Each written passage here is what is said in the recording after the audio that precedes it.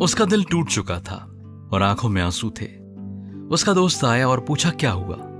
उसने कहा, तुम जानते हो ना कि मेरा सिर्फ एक ही बेटा है और मैंने उसकी पढ़ाई के लिए और उसे आगे बढ़ाने के लिए जो कुछ हो सकता था मैं कर सकता था, सब कुछ मैंने किया। मैं चाहता था कि वो किसी ऊंचे पद पर नौकरी करे। परमेश्वर के अनुग्रह से उसे बहुत सारे सर्टिफिकेट्स मिले भी, जैसे ICSE, BSc, MSc, NET और PhD। लेकिन एक दिन अचानक ही वो बीमार पड़ गया। सारे डॉक्टर्स ने हार मान ली। उन्होंने यहां तक कह दिया कि वो कभी भी इस दुनिया से जा सकता है। ये सुनने के बाद मेरे बेटे ने मुझको सारे सर्टिफिकेट्स लाने के लिए कहा, तो मैं सारे सर्टिफिकेट्स उसके पास ले आया।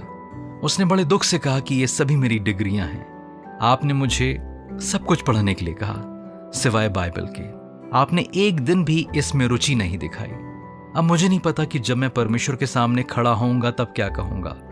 तब उसके पिता टूट गए और फूट फूट कर रोने लगे। दोस्तों, हमारा बाइबल पढ़ना कैसा है, हमें इस बारे में पता होना चाहिए। हम जैसे परीक्षाओं के लिए पढ़ते हैं वैसे ही बाइबल को भी पढ़ें। जो कुछ बाइबल हमारे रचयिता के बारे में कहती है, बताती है, उसके बारे में हम ज्यादा से ज्यादा खुलासा करें। आइए हम कोशिश करें, शास्त्रों के अनुसार जीवन को जीने की कोशिश करें। क्या आप जानते हैं बाइबल में क्या लिखा है?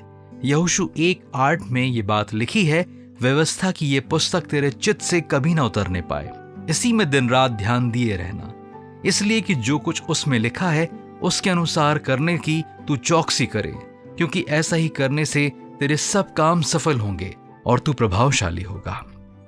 दोस्तों, हम भी बाइबल को पढ़ें और हम और आप अपने जीवन में सफल हों।